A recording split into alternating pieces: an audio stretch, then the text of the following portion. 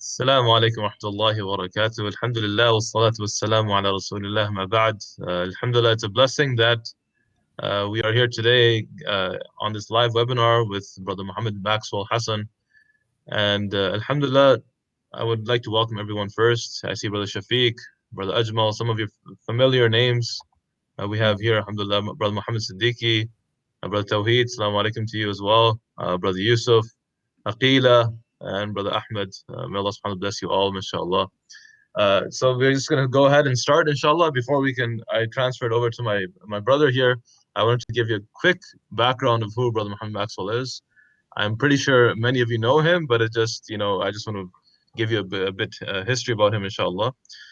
So he is alhamdulillah, a university graduate from the University of Toronto and Humber College as well. Muhammad Maxwell Hassan strives to be an avid learner of effective communication, leading TEDx Brampton for 2 years and publishing two novels on Amazon, allowed Muhammad to discover the treasure trove of public speaking and storytelling. Muhammad strongly believes that if you say the right thing to the right person at the right time in the right way, you can create everlasting impact. Jazakallah khairan. Beautiful words, mashallah. So please, Brother Muhammad, before you begin, just wait there one moment. We have questions at the bottom, so if anybody has any questions during this presentation, you'll just scroll down and you'll see the questions tab. We also have a poll, so please go ahead and answer the questions in the poll where you're from. We just want to know where you guys are from, inshallah, in Canada or America. And as well, inshallah, at the offers tab, we'll be having two offers that, inshallah, later on we'll be talking about. Jazakallah khairan. Please, Brother Muhammad, go ahead. Jazakallah khairan. All right. Assalamu alaikum wa rahmatullahi wa barakatuh, everybody. MashaAllah.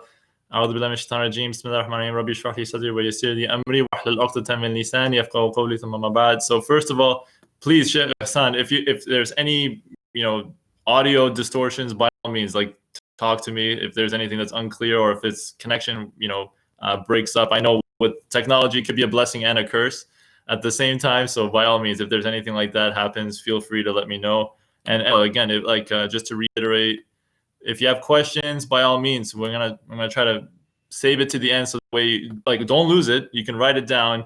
And again, just to echo Sheikh Ehsan when you mentioned about polls, I'd love to know where you're from. Just curious, where are we talking? We got some people from Ontario, okay, and that's about it for now. But again, feel free to let us know where you are. And so, without further ado, let's jump right into learning public speaking through the prophets. And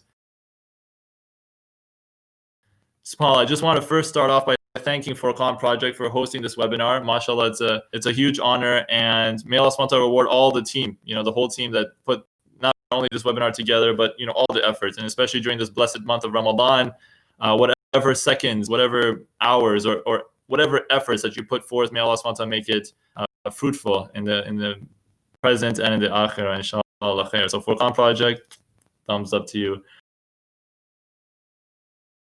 And so with this, I want to kind of break down today's agenda, starting off first with kind of a little background, where my, just one extra in addition to the whole introduction as to what's going on with me in public speaking particularly.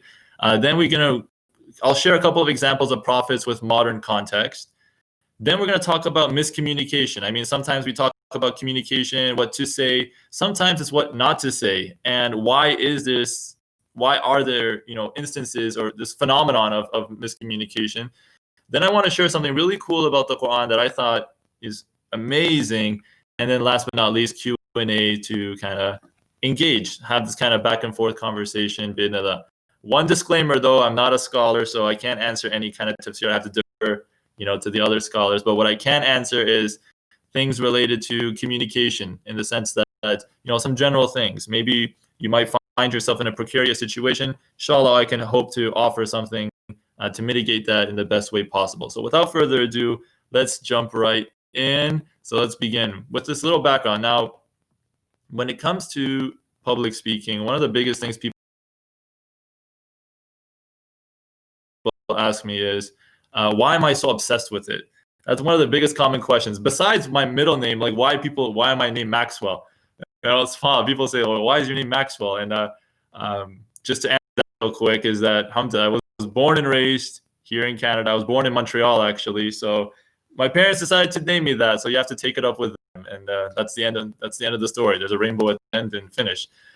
So I own up to it. Alhamdulillah, it is what it is. So that's where my name comes from. But the whole obsession with public speaking, I've been thinking about it, and subhanAllah, I guess a lot of it has to do with the fact that I've lived and seen, and I'm sure you have as well, the difference between someone who is well articulated and somebody who presents ideas or presentations in a coherent way versus where it falls flat. Just to give you a common example, for Muslims, one of the biggest speeches that happen every week is the khutbah. And I'm sure you've sat in week after week, and I know for a fact you can tell the difference between somebody who goes up there and really speaks to you at a personal level versus somebody who, you know, may not be able to connect with you in that way. And subhanAllah, when I look at that, I say, you have that golden opportunity. These days, the most precious thing we have is attention. And if you, for one day a week, you have half an hour of people's undivided attention, no phones, as best as you can, no nothing. Like you leave work, and I'm here to listen to you. And if I don't honor and respect that time, then do you think people are going to be more likely to attend a future khutbahs, or are they going to be washing it away? So that's the way I look at it, is that it's such a underutilized and such a valuable skill that we can all work towards. And it's not just limited on a microphone and speaking in front of people. It could be just your regular day-to-day interaction. So let's talk about how we can learn from this, from a few examples of the prophets, subhanAllah. And in addition to that, I want to share with you, that Imam Mustafa Khattab, mashallah, he's the author of the Clear Quran. He just released the Clear Quran for kids. So I'm going to be using his translation to work with that. So let's go with the first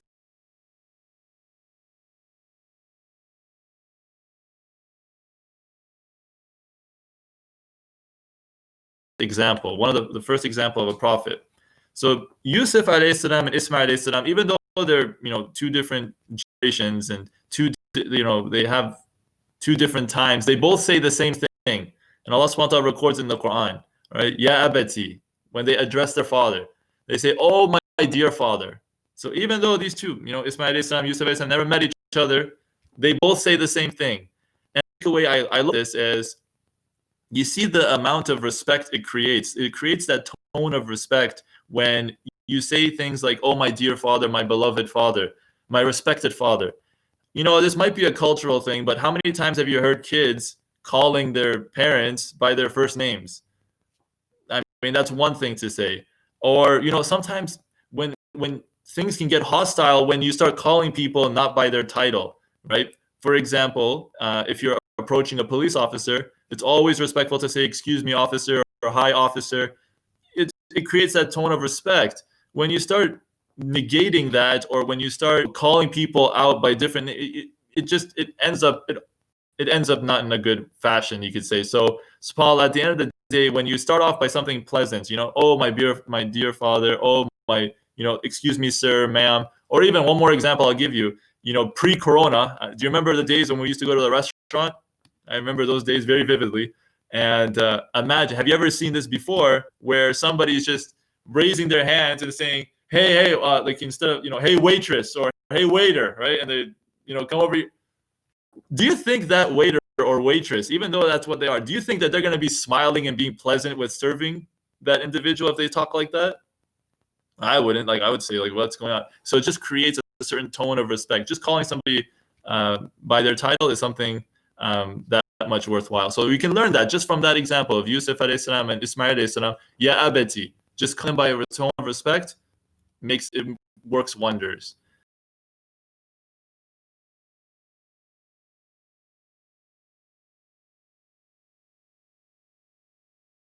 So let's move on to another example. Nuh alayhi salam. This is interesting. Nuh alayhi salam, he says, Allah subhanahu wa ta'ala records in the Quran that he says, "My Lord, I have surely called people day and night. Then I called them openly. Then I surely preached to them publicly and privately." So what does this mean? What can we take away from this in our daily lives? One of the biggest takeaways I look at is not just how persistent he was in delivering the message, which is already, it goes without saying. The fact of the matter is that he tried different strategies. And the reason is because people are different. So you need to tailor your message in a different fashion. Just like there's no one suit that fits all, there's no one dress that fits all. Just like you have to tailor your clothes, you have to tailor your message. So it's not enough just to simply write a blog post and say, oh, it's going to be for everybody. Or I'm going to make a video, oh, it's special for everybody. Or I'm going to just write an email, it's special for everybody. You got who the person is. And subhanAllah, just to go an example with just that example of Noah alayhi salam saying that he called people publicly or privately, nowadays you might find CEOs of companies or bosses or managers messes up. Let's say that employee messes up and the manager calls them out in public. Why'd you do this? What's the matter with you? You're like messed in front of everybody.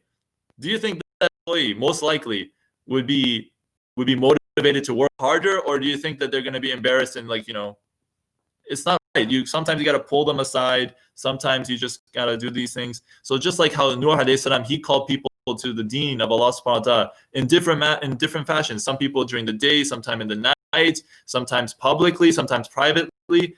The lesson that you and I can take away is we need to know who we're speaking with, and we need to tailor our message according to that in the best way possible. We got to tailor our message just like we tailor our clothes. You got to tailor your message too. And one last example I want to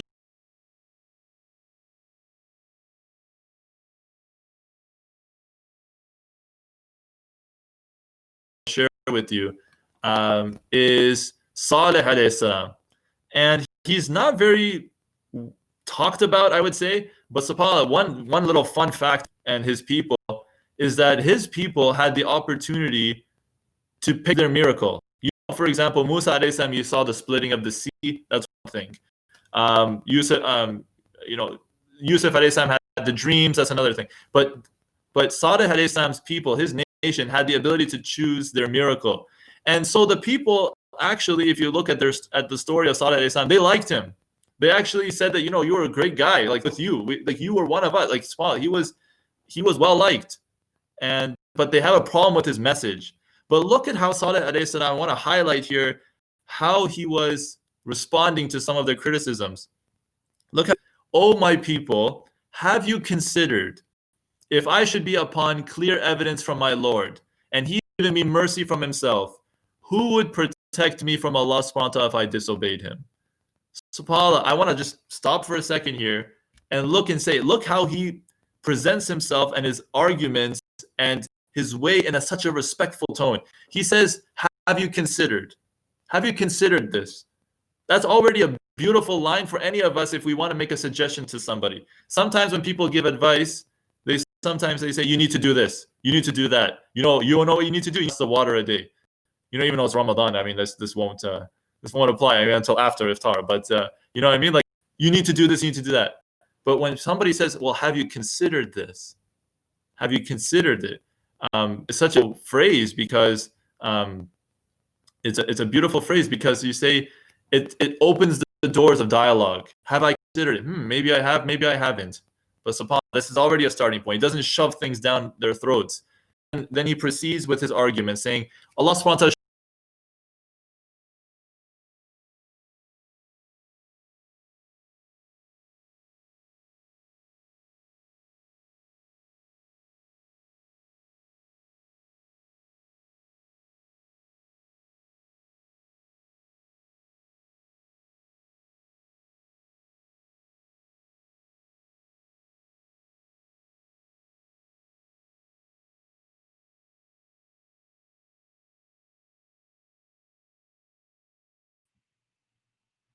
Assalamu alaikum, everyone. Can you hear me?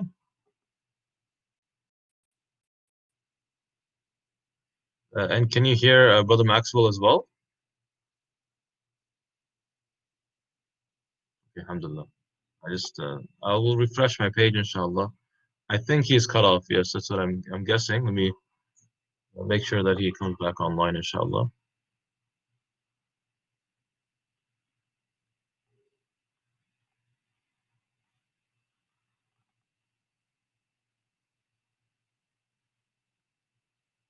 I'm just send back in, inshallah. I think just send back in. Okay. Yes, please. No problem.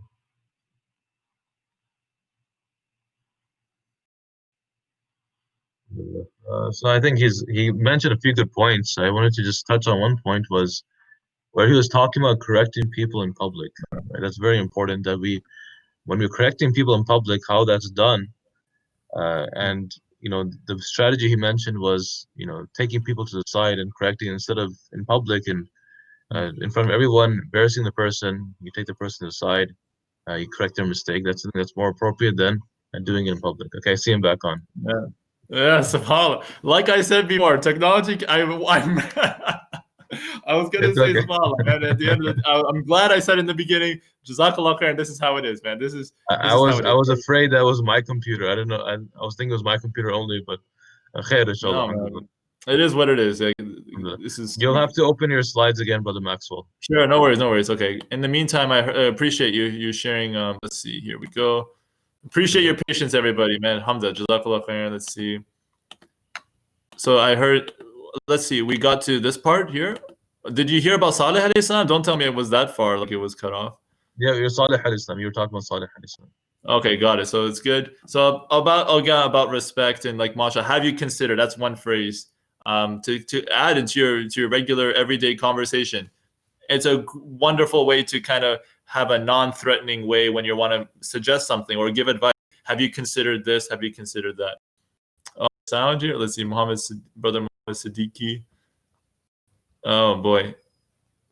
Okay, okay. Should I wait They or? just have to refresh their page. Yeah, you're online. It's fine. Continue on, please. Okay, I'm good. Do I continue or do you want me to? Yes, please continue on. All right, Jazakallah khair, I appreciate it. So one little bonus thing for everybody here, if you want to take a note, mashallah, in Surah Al-Ghafir, the 40th surah, ayahs 28 to 44. I want to share that with you because this is like the longest speech in the Quran, and it's not by a prophet. It's actually by someone in the time of the Pharaoh, subhanAllah. And I want to just leave that to you as a little treasure hunting exercise. Check it out to see why would Allah subhanahu wa ta'ala record such a big, powerful message. And it's in Surah Al-Ghafir, Surah 40, ayahs 28 to 44. Check it out for yourself, man. SubhanAllah, it just blows your mind like how powerful the speech is, and so much so that it's immortalized in the Quran, subhanAllah. So want to leave that with you. So now in terms of miscommunication, sometimes you might be, how many of you feel, you can type it in the chat, how many of you feel like sometimes there's a lot of people who don't understand you, or let's say things are misunderstood? Type in yes if that's the case. Sometimes people are misunderstanding, or people are just miscommunicating. You might find that, right? Oh, viewers, Bilal. Okay, I see some people. Some people, they are miscommunicating. So I want to offer two things from what I found in terms of why is this the case sometimes. Why? Yes, lots of times people are miscommunicating. It can be in your work, it can be in your family, it could be in emails, what have you. Let me share with you one thing. So in this case, in the context here, Allah subhanahu wa ta'ala records in the Quran that do you believe in some of the scripture and reject the rest? This is addressed particularly to the people of Bani Israel, and how sometimes we can learn from this to say that context is everything. Context is everything. Knowing the full picture is important. So just like you don't pick up a book and read one section or one paragraph of it and reject the rest of the paragraph or reject the rest of the book, similarly, okay, what's the ayah covered? Let's see.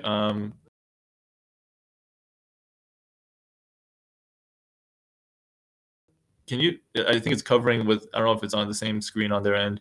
Yeah, there we go. 285. Does that help? Okay, so Surah Al-Baqarah, ayah number 85. Jazakallah khairan, Shaykh Hassan. So do you believe in some of the scripture and reject the rest? So just like that, we don't, yeah, that's better. So you don't just read a book, the first chapter, and neglect the rest, right? You won't get the full story. So same thing when we're dealing with people, you want to make sure, you and I want to make sure the full story. Sometimes we tend to pick and choose intentionally or unintentionally. So that's one way where a lot of miscommunication can occur.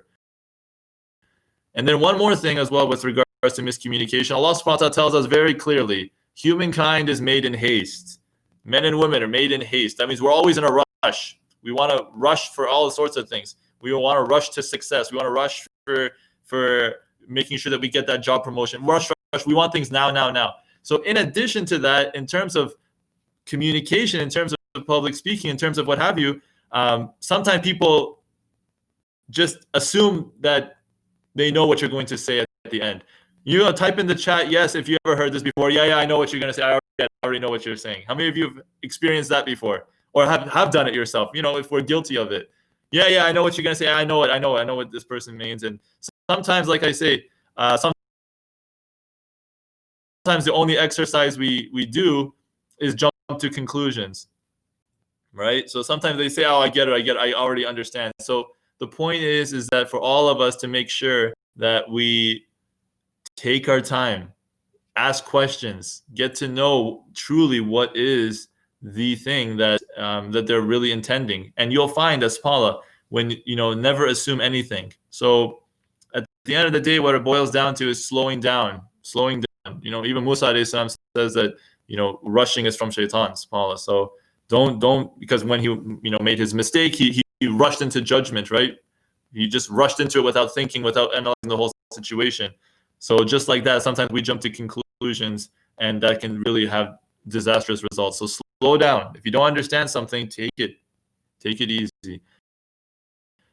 And so one thing I want to share about the Quran, subhanAllah, in human history, we have so many amazing pieces of literature. I mean, you can type in the chat, what are some examples of pieces of literature that people find so amazing? Like some people, I would look at like Shakespeare. Some people would look at all sorts of, amazing things in literature.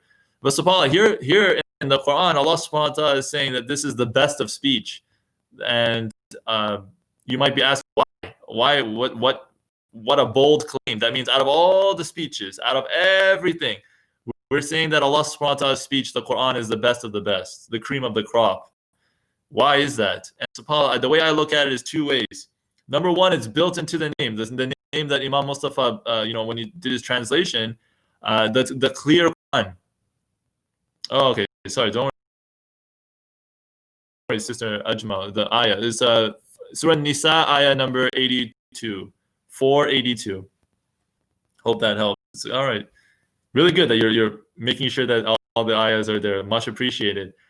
So the idea is that subhanAllah, the clear Quran, it's clear. How many times, and feel free to type in yes in the chat if you remember back in your high school days, your university or college days, where or if you're listening to a khutbah and you don't understand a thing the person's saying, you walk out of the class more confused than walking in. SubhanAllah. So it's, some people are unclear. So, but Allah subhanahu wa ta'ala's every single ayah, every single word, every single thing is precise and concise, and it's to the point, and it's like in your face. It's unmistakable. So that's already one thing right there. Sometimes you have a speaker, they can talk for half an hour, but they could have said the same thing in like 10 seconds.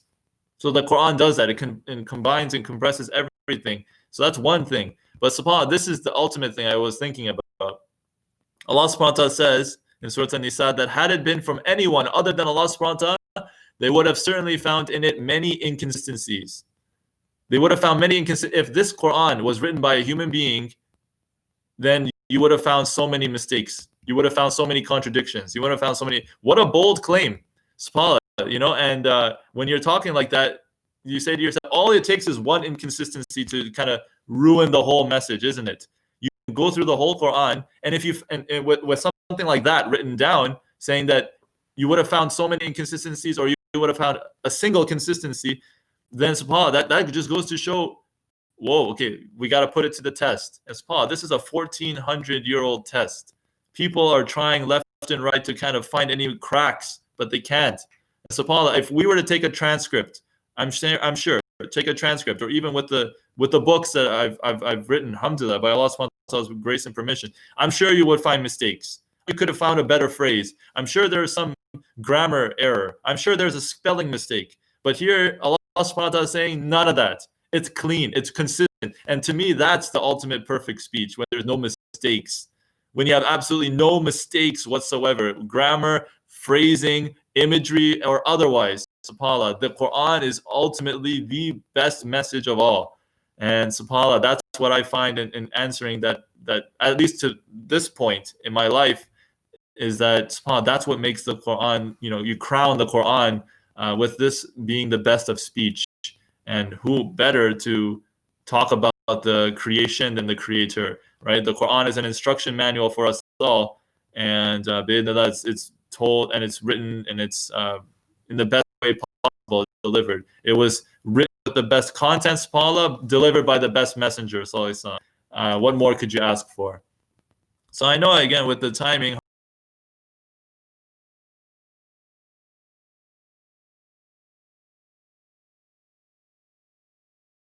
I just wanted to take this opportunity. Now, let me see. That was a number of things. So now it's your turn. So I want to just open the floor a bit to questions. And maybe while to get the juices flowing, Sheikh Hassan, do you have any other points or anything to add or comment? By all means. Jazakallah khairan. I think it's a very informative lecture, alhamdulillah, webinar. May Allah subhanahu wa ta'ala bless you, my brother Muhammad. One point I want to bring up was your idea, your talk about addressing your audience. Can you stress that a bit more about how important it is to, before speaking, is making sure that the audience is in mind before you speak to anyone?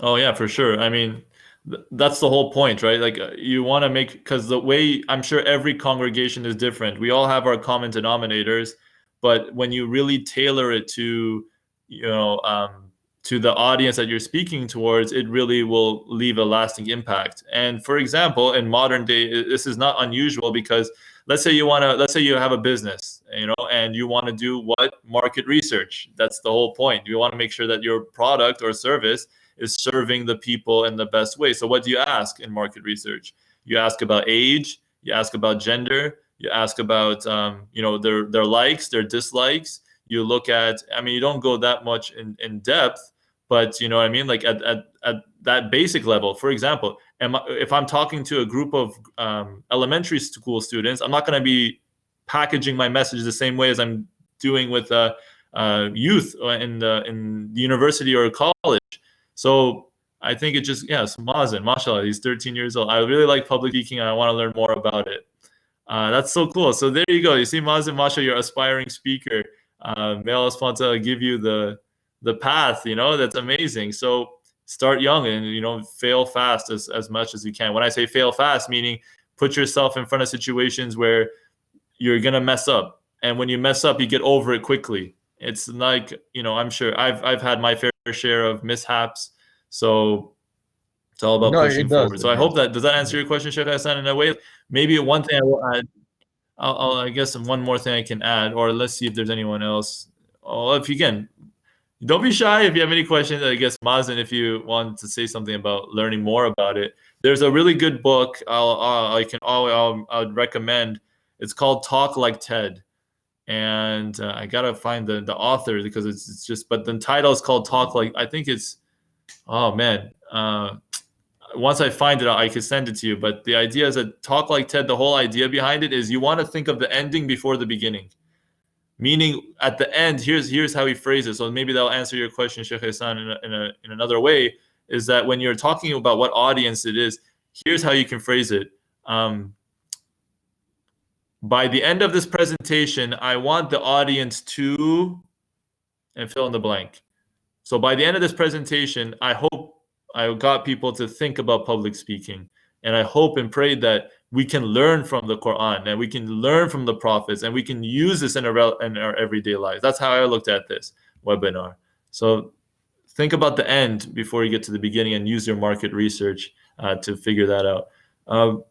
Shafiq is asking, do you think everyone is built for public speaking? All right, I'll answer this in a unique way, in the sense that I think that everyone can. I think that some people are just naturally born with it, though. It's like I'll tell you today. I got a phone call from someone saying that she has a student. She's like the student is like 3 years old. It's a 3-year-old kid. It's in junior kindergarten, and all she did was tell the kid to record themselves thinking about what they miss most about school, because school's closed and it's sad. No script, no nothing, no rehearsal, but the way that this 3-year-old was talking was very flowing well, articulate, no training at all. So I think that some people maybe have an edge. Allah subhanahu wa ta'ala has blessed them with that silver tongue, but it doesn't mean that not everyone can work towards it, that everyone can reach it. I think that some people, I think the invitation is open to everyone to public speak, but not everyone's going to accept it. Let me just put it that way. I don't think everyone can be, but not everyone will be. So it's just about how much you want to do it. So, Bilal, mashallah, what are some tips to prevent losing your train of thought in the middle of a speech? Losing your train of thought. Well, I'll give you something even better. Masha, what do you do when your connection is not working so much in the middle of the speech? And what do you do in that case? So, first things first, I will say it's normal. Accept it. We're human beings. And alhamdulillah, good thing I had that disclaimer in the beginning and warning and saying, hey, you know what? Things can happen. So when you're losing your train of thought in the middle of a speech, the way I look at it, two things. Number one, say it's okay. It's okay to lose your train of thought. The audience will forgive you for it. They're not going to, unless if it's excessive, right? If you practiced already, then you have already these landmarks that will keep you going. But if you overthink it, then it becomes a problem. And the second thing I would say is a lot of impromptu exercises. That usually helps. You think, if you're familiar with Toastmasters, there's this one thing that they do is, let's say you pick out a topic from a hat or from a cup, and you just talk it out loud, for a minute without any rehearsal. So for example, Sheikh Hassan, if I was to put you on a spot right now, name your favorite or describe your favorite Ramadan memory. My favorite Ramadan memory is as a child going with my father, going to Taraweeh. We would go to a masjid all the way. We were living in Tobico, and we would go all the way to Milton. And there was a hafiz there who would lead 10 juz a night. So subhanAllah, that was, we would go there. That time was December. Ramadan was in December those years. So we would go, it was snowing at nighttime, and go all the way there and spend the entire night in the masjid. So that's like a very favorite memory of mine of Ramadan. See, there you go. Unscripted, just on the fly. So the more you do that, the more you practice that, even if you lose a train of thought, you can immediately think to something else. And so it's like a muscle. The more you train it, the more you operate it. That's why you've seen those, actors or actresses. You ever see those improv? I remember there was a show called Whose Line Is It Anyway? I always wonder, how do they come up with all these wacky ideas and phrases? It's because they keep training themselves. They keep putting themselves in such unique, unusual circumstances, and they'll start making connections where otherwise it wouldn't. So khair. So that's what I would say. Number one, it's normal, so it's okay. You can forgive yourself. Don't worry. As long as you practice, you did your part, it happens. You see, and proof of that, you see technological even problems can happen. So no worries. And number two, just do improv. Try that.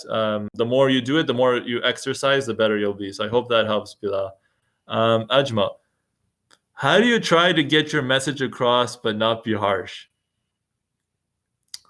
Okay, so it depends on no. So this, I hate to say it depends, but if I understand, could you kind of elaborate just a little bit more? Are you trying to give advice to somebody? Trying to discipline them, or is it like more? Is it I hate to. I'm sure Sheikh Hassan. Okay, advice like praying. All right, Sheikh Hassan. Maybe mashallah, as a married man, have you ever had to run into the issue? And again, if it's personal, you don't have to answer. I was gonna say, the common issue of, do I look fat? Have you ever run into something like that where it's like stuck between a rock and a hard place? Have you ever, I think faced something especially like with that children, in that because case? I believe most likely this person is asking about children. When it comes to praying, Okay. especially with children, I find it one method which alhamdulillah is working for me is not forcing, right? Because if you act harsh, especially with the example they've given of praying, we're living in Canada, and in Canada everyone is free to do what they want, it is a big deal if your child is praying salah, and I'll be very frank with you because they have all the temptations in the world outside. They can do what they want. They have friends who are non-Muslim who have different lifestyles.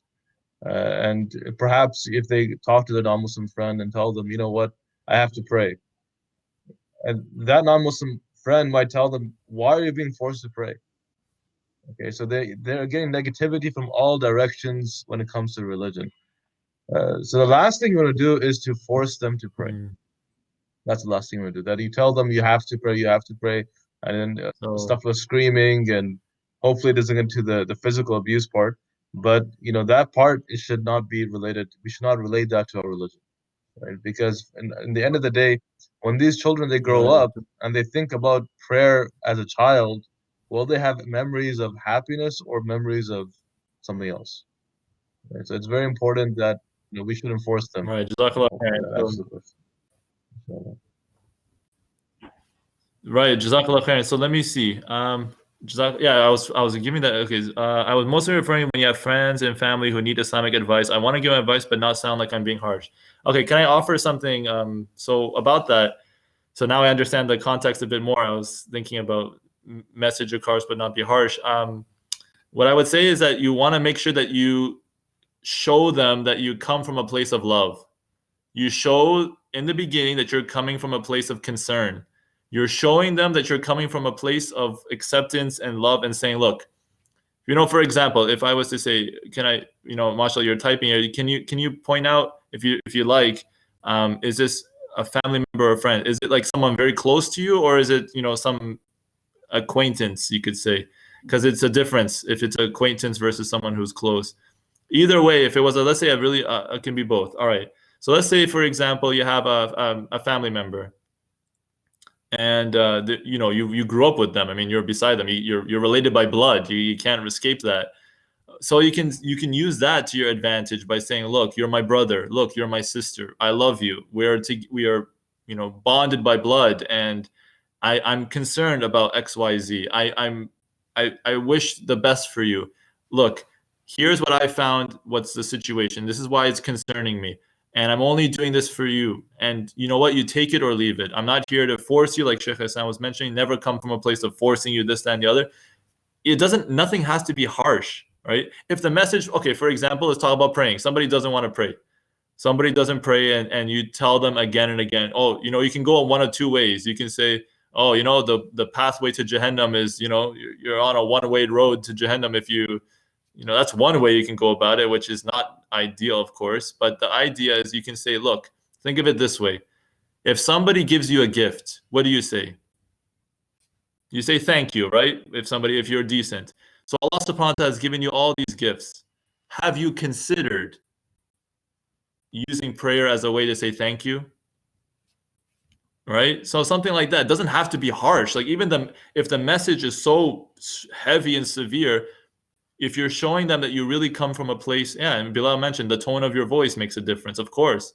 If you're soft and kind, and you're saying, and again, whether you're public or private, do you start calling out people? Hey, look at that person, doesn't pray. Okay, that's it. Let's gather them and grab our pitchforks and whatnot. It doesn't small like that's one way. But if you pull them off to the side, let's say if it's a really close person, Assalamu alaikum, or hey, I'm concerned about you. I really love you. I want to make sure that you're okay. And I've seen this, that, and the other, and this is what I can offer you. Please, and then inshallah I that will think it's important to take care of also that. mention that uh, that like my name's Ihsan, right?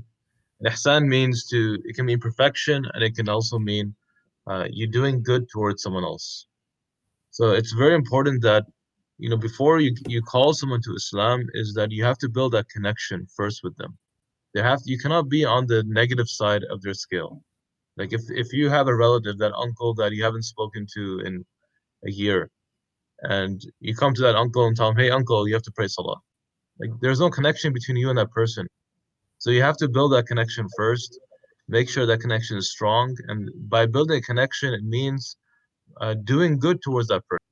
Trying your best. You might take them for a coffee after COVID-19. Take them for a coffee, take them to a restaurant, have food with them. And then later on, then you can talk to them. I'll give you one small short story if Brother Muhammad, you allow me to give this story, inshallah. A very short story, inshallah. Okay. So there's a Go sheikh, for it. his name is Sheikh Abdullah Shanqiti, and he's a sheikh in the Haram. He teaches in Medina. And there was a brother. He comes to the sheikh, and in Saudi Arabia, how it is that, like in generally the Muslim countries, is that you go and you kiss the head of the sheikh, right? You kiss the head. The sheikh is wearing a ghutra, you kiss his head over here, and you say Jazakallah khair. And so this brother comes and he gives a nice kiss to the sheikh on his head, and the sheikh, he smells this smoke. The guy smokes, right? He's a smoker. So then Oh, the sheikh, what he does is that he invites him for food. He invites him for food, and they have dinner together. The next few days after that, he invites him again. And in Saudi Arabia, if you have been to Saudi Arabia, alhamdulillah, the Saudis, how they serve, and I don't point out a culture, but they're very generous. They're very generous with their food. They'll slaughter lamb for you, right? So he was very generous with the food. He gave him another meal, and another meal after a few days, and this is going on for 2 3 weeks. And they're talking generally. He hasn't mentioned smoking at all. And after 3 weeks of inviting this brother over, and this is not like your ordinary sheikh, this is a sheikh who has a chair in the haram where he sits down and he teaches, a very top scholar, not an ordinary person, right? He's inviting you to his house and he's feeding you. And at the end of all of this, 3 weeks after, he just says, subhanAllah, I wonder how some people come to the Prophet's masjid smelling like cigarettes. That's all he said, right? In a general conversation. And this brother, when he heard this, he started to cry. He said, Sheikh, this is me. This person you're talking about is me. I smoke and I go to the masjid with that smell. And this person, he left cigarettes after that. He stopped smoking. Okay, the point of the story is that it didn't happen man. overnight, right? It was the sheikh built a connection with a stranger over 2 or 3 weeks, and obviously he spent money on this person. He invited for food. He fed him many times before he actually raised the issue up. So that person will be accepting. If the sheikh in the beginning, right when he met him, the brother came, kissed his forehead, oh, get away from you, smelling cigarettes. That wouldn't be positive, right? So it's the way we communicate our ideas, and we correct people. It's very important, inshallah. Hopefully that. And speaking of that, like mashallah, Bilal mentioned an interesting point, saying being smart to choose the right time for the advice, and it speaks to that story right there. Do you immediately just, oh hey, cigarettes? what I follow like it just I remember one time, like speaking of, you were talking about cigarettes again. No judgment for anyone. That's all up to. It reminds me of one time. There were these people. I saw it once. It was in Ramadan. Another time, last year or the year before, we went to a restaurant. There was a guy. He was among us, and he was, he had this habit. And when one of our brothers was driving away, like as he was driving away, he rolled down his window and he's like, smoking's haram, right? And then he drove off, like just left it. Man, okay. You think that's gonna motivate him the other, to start? But like you say, if you don't have that rapport in the first place, you don't have that connection, then it just goes haywire, right? So think of the people. So I hope that answers your question. Back to parents as well when parenting, is that if you are harsh towards your children, and then you expect them to follow the deen, it's not going to happen. Right? The way the sheikh he connected to this person first, we need to connect to our children first before we start correcting them. Before we start bringing up salah and saum and this and that, if there's no connection between you and your child, if you don't spend time with your child, if you don't laugh at their jokes, listen to their stories, if you don't do any of that, and then the only thing they see from you is your face of upset, and you need to pray your salah and fast, and if you don't do this, you go to Jahannam and this and that, it's not acceptable. And this is not, the Prophet ﷺ was not like that. One hadith, and inshallah, this one hadith I'll mention is that, when that Bedouin who came into the masjid of the Prophet ﷺ, he comes out and he comes to the masjid, and what does he do? He starts urinating in the masjid, right? He starts urinating right in the masjid of the Prophet ﷺ. Imagine in the Masjid al-Nabawi, in the Haram, okay, the second holiest site of Islam, this man comes and is urinating in the masjid. And the Prophet ﷺ told the companions, they were about to attack him, and Nabi ﷺ stopped the companions and said, let him finish what he's doing. Like this is, look at this hikmah of the Prophet ﷺ. He said, let him finish what he's doing. And when he was done, then Yeah, the man. Prophet ﷺ Not only said that, like, that I was sent as a mercy. I was not sent as hardship. SubhanAllah. It reminds me, you know, that you mentioned about children. I came across this one quote about kids, and they said that kids, they only care about one thing. Like, there's only one currency for kids, and that's your time. They don't care about how much money you make. They don't care about what kind of clothes you wear. They care about how much time you spend with them.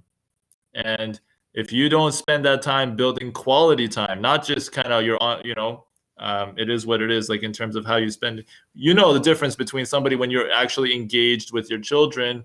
Um, it's one thing, but again, that's a topic for another day. And so once you build up that rapport, once you build up that time, that's the best currency of all. And you know, when you spend more time with somebody, the more quality and, you know, affirmations and tone and just genuine nature. When people start to see that, I think people will resonate more with you. So Khair, I guess keep open the floor. Is anyone else who has any other kind of questions, comments, concerns about communication in general? I mean, mashallah, it's a great question, Sister Ajmal, right? Like she was talking about advice. Anyone else that wants to jump in, I by just all want to mention means. one question, inshallah, that I think we were discussing this when we were sitting together at the Sayyidah Khadija Center in Mississauga. And you Sure. mentioned that people don't, when they think of public speaking, they think of a crowd and they think of, you're talking on a stage. But, people have public speaking, for example, when, they're in a meeting and they have to speak, or they're, in a family gathering, they have to speak.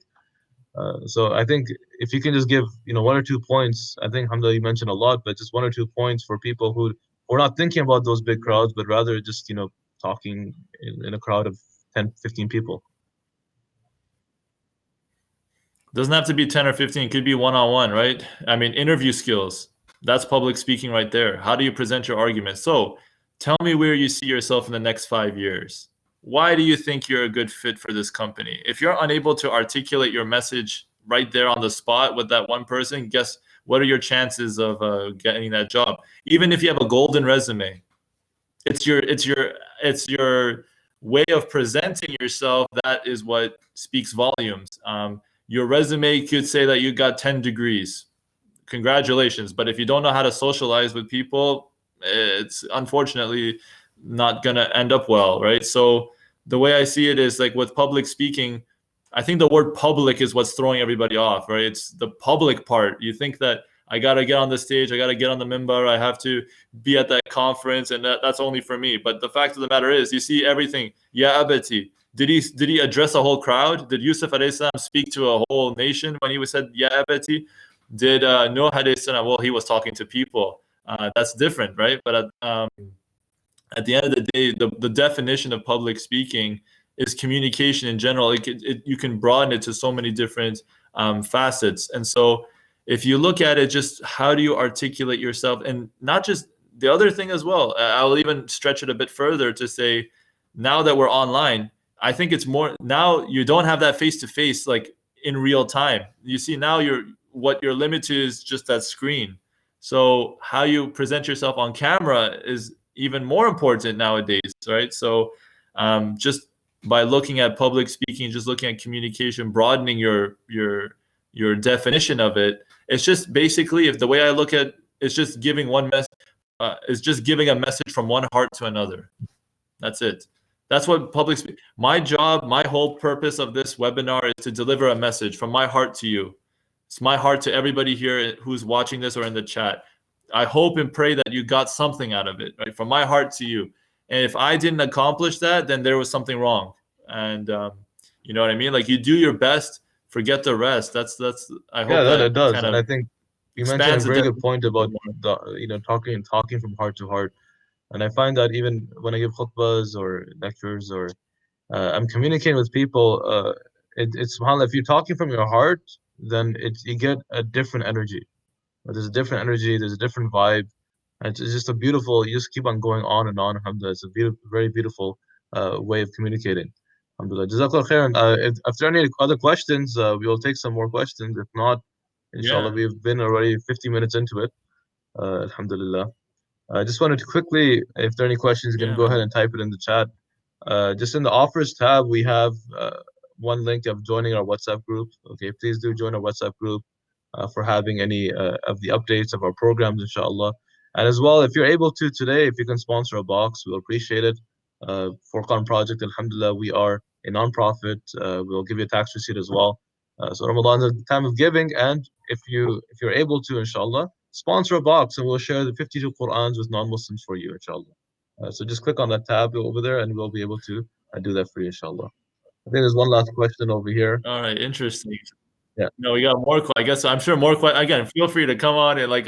What would you suggest as to better public speaking for women? Okay. I think a lot. So this is interesting here because Sapala, if you look at it, how many speakers, like if you're talking, let's say in the Islamic context, for example, like, and in any convention that you go to, how many of them are sisters? I would say a very few amount, right? Like it's a minority, so to speak. And I would say, what would you suggest as by better public speaking? I mean, can you be a little bit more specific, please? Like in terms of like better public speaking, I mean, a lot of the tips here are universal, right? Whoever they can take it. Is it like how do you become a better? How to be a speaker? Like how do you? I'm trying to make sure I understand your question better, so I don't go off in a different direction. Like how do the women are not usually given the opportunity? Maybe you can connect with the Being Me conference team. They have a lot of female speakers. There you go. All right. Women are not usually given the opportunity. Okay, I'll share something. I'll say something about that. Opportunities aren't given, they're created. So I would look at it that way. If no one's gonna hire me, okay, let's just say for me as a guy, no one's gonna call me to be on their conference. Does that it? Finished? My dream is over. I'm done. No, mashallah, you can be resourceful. You can go on webinars like this. You can start making YouTube videos. You can start. If no one's gonna hire you, then you hire yourself. And so for a lot of ladies out there, for a lot of sisters out there, if you feel like, you know what, no one's giving me a chance, well, you know what, you got a camera, right? You can just film yourself in the best way possible, you know, and just like that with Ajma, right, what she was saying, being me. There's that one women conference. So that's one thing. So what I'm saying is that look for opportunities where you don't wait for somebody to give you that, you know, the keys to the kingdom. A lot of times you might find a lot of speakers that it's just that you got to ask yourself, for sisters, is this what you really want to do? Do you really want to go out there? Can you engage and present? Of course, there may be some differences, but at the end of the day, you know, it's like you create those opportunities. And alhamdulillah, I think we're in the land of opportunity, so you might as well take it. It's also related to self-esteem issues. Like what? I'm trying to think of relevant self-esteem. That you feel like you're not good enough. You feel like no one's going to listen to me.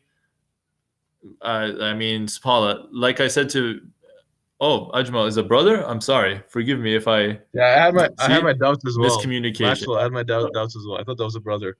Ajmal. Oh, forgive me. Forgive me. See, that's the thing. Own up to my mistake. I'm so sorry. Forgive me. I didn't mean that. So thank you, Ajmal. Appreciate it. Jazakallah khairan, brother. So honest mistakes. See, just own up to it and move on. Like life goes on. We all make mistakes. MashaAllah, how many mistakes I made here, right? Like it just it just keeps on going. So at the end of the day, it's like, so this relates to the self-esteem issues about the sisters. If they're saying sisters not having enough platforms to speak, like I said, this is your platform. This is your platform, right? You can make a lot of opportunities. Go online. You know, with Zoom, mashallah, with the coronavirus, there's a lot of blessings in this, in the sense that, you know, maybe you weren't able to be on the stage, but look, I'm connecting with people. Let's see. Oh, were they all from Ontario, or were they from? Let me see here. Yeah. Oh, everyone's from Ontario. Maybe type in the city you're from. I mean, like, we're limited to Mississauga, Brampton, Toronto. Maybe there's somebody all the way in like Newark or other places, right? So you never know. Yeah, Mississauga. So the idea is that, yeah, Brampton, there you are. So mashallah, you see, we are reaching out to people that we may not have otherwise noticed, but still, public speaking is public speaking. It's the same thing. So I hope that answers that question. Keep failing, but fail with confidence. That's how I look at it. Just fail with confidence. Fall down 7 times, get up 8. That's the only problem. When you let one bad incident drag you down for the rest of your life, that's where the problems start. Do you think you think Noah alayhi salam, he would have given up right away? Oh, I told the people and finished. I'm done. Like I just said it once. He said I did it the day and the night, and I did it public and in private, and so on and so on. Did he just give up and say, oh, you know what, these people are hopeless? So don't give up on yourself. Don't give up on yourself. You're gonna make mistakes. I know you will. I know you will. But the point is that what are you gonna do beyond that? How are you gonna step up after that? Are you gonna learn from your mistakes? You know, for me, I'm gonna look at my internet connection and say, what's going on with that? Or maybe figure out. See you next time with Brother Ajmal. I learned something new there. You see, I gotta learn. So just move forward. Life goes on. Life goes on. There are bigger things to worry about than whether or not you slipped up here and there. So hope that answers that self-esteem part. Great. If there's any other last-minute questions, I think we're scheduled until 7. Anything related to communication or public speaking, if there's anything out there, by all means. Yeah. All right. Glad it did. Alhamdulillah. Will there be further workshops? That's a good question. Yeah. So, Brother Muhammad, you give me a topic, inshallah, we'll schedule some more. This was beautiful. Alhamdulillah. We can talk about some more different topics related to public speaking or other topics, inshallah. It'll be good. Just join, Brother Ajmal, please do join our WhatsApp group, inshallah. Or join our WhatsApp group and we will update, inshallah, letting you guys know when the next webinars will be, inshallah. Jazakallah khairan. So I guess we'll conclude now, inshallah. Brother Maxwell, do make a dua, please. Okay. No, you go for it. You please. You do the honors. Oh, Mazen is sad, or what happened, Mazen? You okay? You need something, or you're okay? It's a shock. Amazed. Okay. Again, if you I was amazed. Okay, man, see, miscommunicate. Okay, mashallah. That's the thing, right? If you want to connect with me personally, I left up here again throughout the whole time my Facebook page and my Instagram. Can you please send us a link for the WhatsApp so just group? scroll down to the offers tab. So you'll scroll down your page. You'll see an offers tab. Click on it. And you'll go down. You'll see a green button says click here to join the WhatsApp group. You will see it, inshallah. And we have the donation page if anyone wants to donate today, inshallah. Okay. Right. And then one last thing, if anybody has any further questions or comments or concerns, by all means, I'm always open. You can feel free to email me directly if you don't have social media, mohammedmaxwell@gmail.com. If you can let me know, saying, hey, I attended your workshop and XYZ, this, I'm more than happy to hear your thoughts. That's how you learn, right? You gotta, I guess maybe one instant feedback on a scale of 1 to 10, and by all means, be honest. How useful was this webinar for you? I'm curious to know. You can feel free to type it in the chat. So I know that, inshallah, this has been a wonderful use of your time, or there needs to be areas of improvement. I'm always curious to know, and I hope and pray that this has been beneficial in any way, shape, or form. So that's just one example, right? If you have on a scale of 1 to 10, how would you rate it? No hard feelings at all. Oh, mashallah, 15. All right. Right off the bat. 10, 8, okay, cool. And again, if you want to have a follow-up conversation, how to improve it, you have my email. By all means, if there's please further go topics, ahead and like his cool. page on Facebook, and as well on Instagram. You can follow him. The link is over there. So please do go ahead and do that, inshallah. Okay, so let's conclude with a small dua. ربنا آتنا في الدنيا حسنة وفي الآخرة حسنة وقنا عذاب النار. اللهم تقبل صلاتنا وصيامنا وقيامنا وركوعنا وسجودنا يا رب العالمين. Oh Allah, give us what is best in this world, what is best in the hereafter, and protect us from the hellfire. Oh Allah, accept our prayers, our fasts, our sadaqat, our charity, and all our good deeds, Ya Rabbil Alameen. سبحانك اللهم بحمدك أشهد أن لا إله إلا أنت أستغفرك وأتوب إليك. جزاك الله خير, everyone. السلام عليكم ورحمة الله وبركاته. جزاك الله خير. السلام عليكم everyone.